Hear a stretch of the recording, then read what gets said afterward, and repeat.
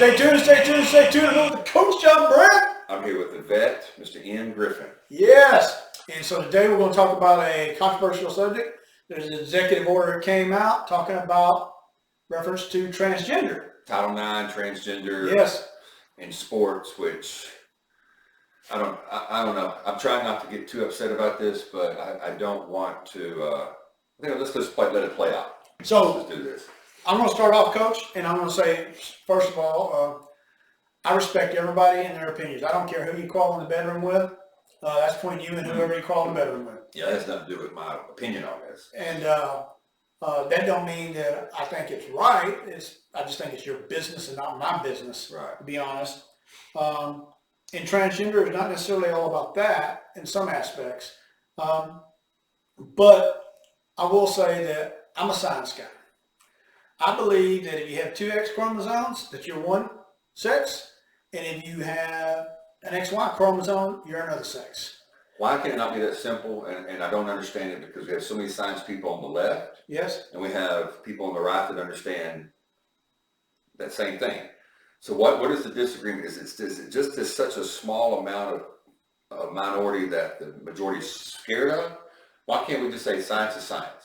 So one of the things I'll say is in regards, well, I agree. I think science, but people will say, well, there's been scientific, psychological proof that, there's more than that. It's some chemical differentiate, they're what they think is a little different than what I think or things of that nature. I don't know how to really get into all that. And yeah, I just go off of chromosomes, to be honest with you. But I think when we come to this policy here that we got, and the highlight of it is women in sports, is in an effort to ensure that we take care of everybody in an inclusive manner. You almost said it, that we don't offend someone. That we don't offend anyone, that we offended everyone. Right. And so there's a thing called intersex, where people are born with traits, only traits now. That doesn't mean they're full, but they're born with some traits of the other sex. Also, out of 1,000, it's 1.3. Okay, out of 1,000. And that doesn't mean that you can see something visually. They said maybe many years later. But there is a common trait with that, is almost every one of them were born underweight. So what that means is the fetus hadn't developed completely, right, is what it meant and such. So, and I think when we talk about those right there, with the born intersex, is almost a little bit different than what we're talking about now.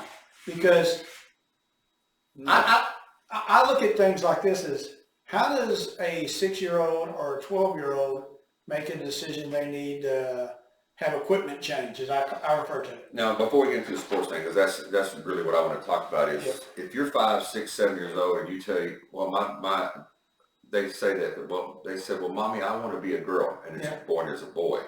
And you then start transitioning this 5 or 6-year-old to becoming a girl.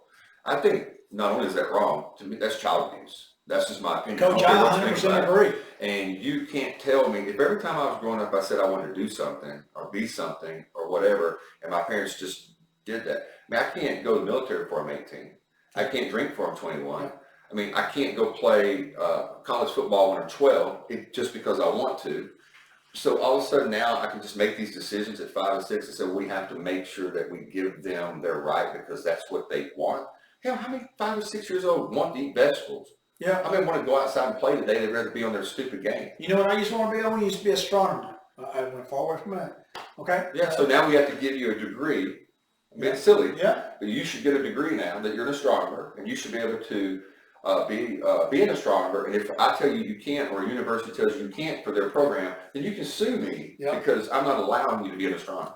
Yep. Are you kidding me? And understand this, till 15 years ago, and I'm giving 15 years, it's a loose date, okay? So 15 years ago, any rational person in the United States of America would sit there, and if you talked about a child and a parent blessing off on them having hormone therapy or gender change whatsoever, they would sit there and refer them to social services immediately. And they should. And we practice that for thousands of years. Right. You know, That book I've said to you, and I don't mean to interrupt you, The Coddling of the American Mind by Jonathan Haidt, it starts, like you said, about 15 years ago. It was just switch and turn on college campuses and people's thinking and safe spaces and of oppression. It all goes back to something. I think everybody should read that book. Back to, in an effort to include everybody and make sure we don't offend everybody, we offended everybody else. You know, Yeah, I hate to say this, I don't know, 1,100, 1,200 friends on Facebook. Yeah. And anytime you post something really cool, maybe 300 of them at the most will like it. But I post something today, I said, how many people, pretty much we're talking about this Title IX thing with this, I haven't met anyone that is for the actual executive order. Right. And I didn't get one person, and it's been 10 days now, that has said, yes, I'm for this executive. So no one's for it. No, I agree. So let's talk about the sport part, Title IX part. Okay. So, Coach, you know, there's been cases, and I think it's either Vermont or Connecticut, I forget which one, where 16 of the female track records have all been taken away by somebody who has come in for gender therapy or as I call it, equipment change, you know, and came in or in the early phases of that, came in as a male and it's dominated the female sports, you know. It's look, in the early 1970s, feminism was getting big. We had this change in Title IX in 1972. It was actually attached to the educational amendment of the Education Bill of like 1964. But in 1972, it says equal access for men and women to programs that they receive federal funds. They have to be equal. Yep. From 1972 to 2008, women's sports went up 450% in activity because of that. So great, like I said, Title IX is great. But where are the feminists? So Coach, I'm going to say this. You want to see the outrage? I'll tell you where the outrage will come.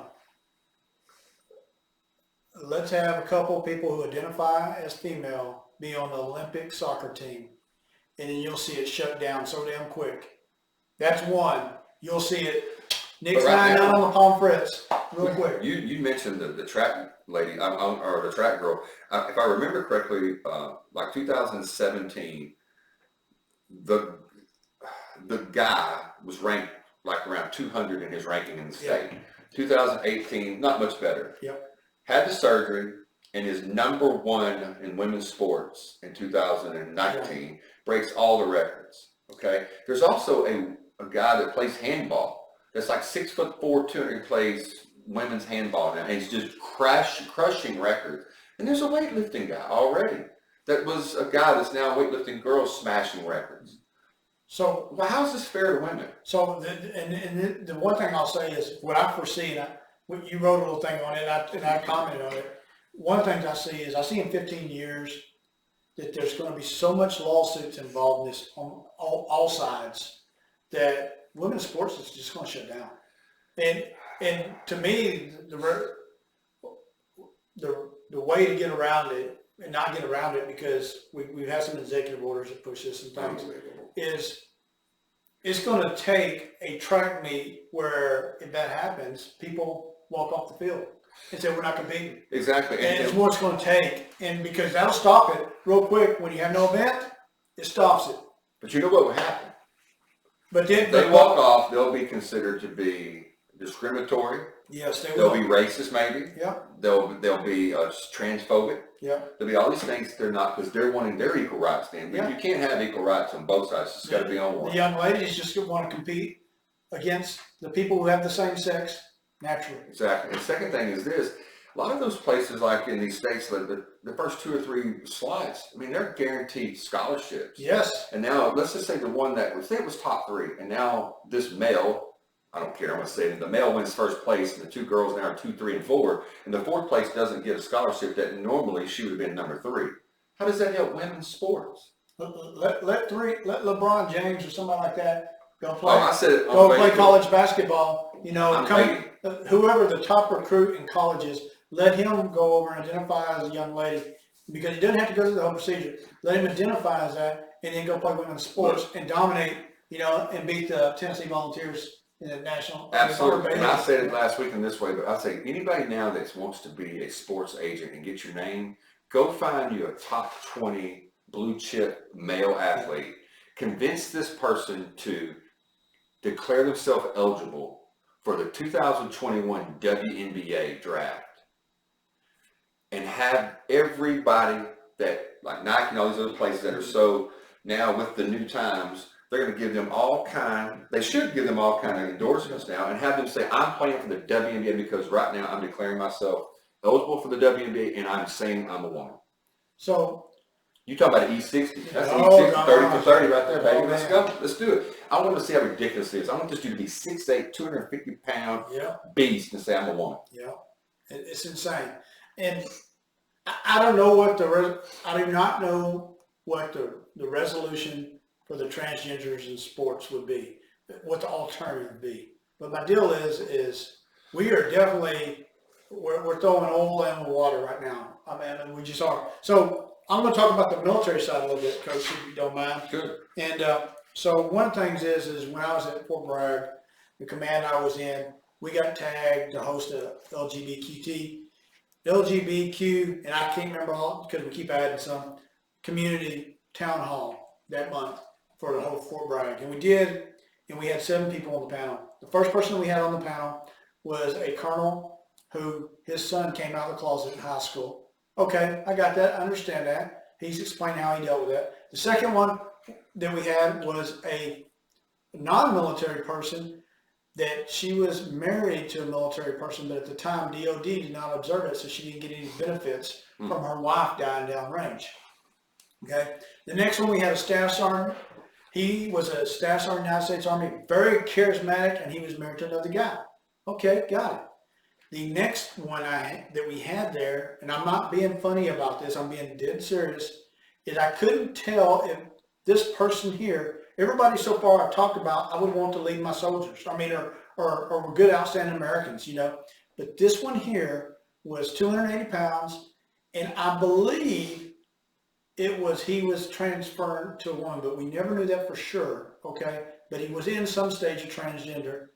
He looked down the whole time, could not look at us at all when we asked questions, and admitted to us that in the last year, he helped facilitate a suicide hotline. In the last year, he's personally contemplated committing suicide 47 times. I look at that person as a sergeant major, and I'm going, that person would never deploy if they were in the military. Luckily, they weren't in the military. And then the next person we had was a Marine who was also a former Marine who went through hormone therapy, that I can't tell if he was a man or a female, but he had a lot of facial hair, or she did. I couldn't tell.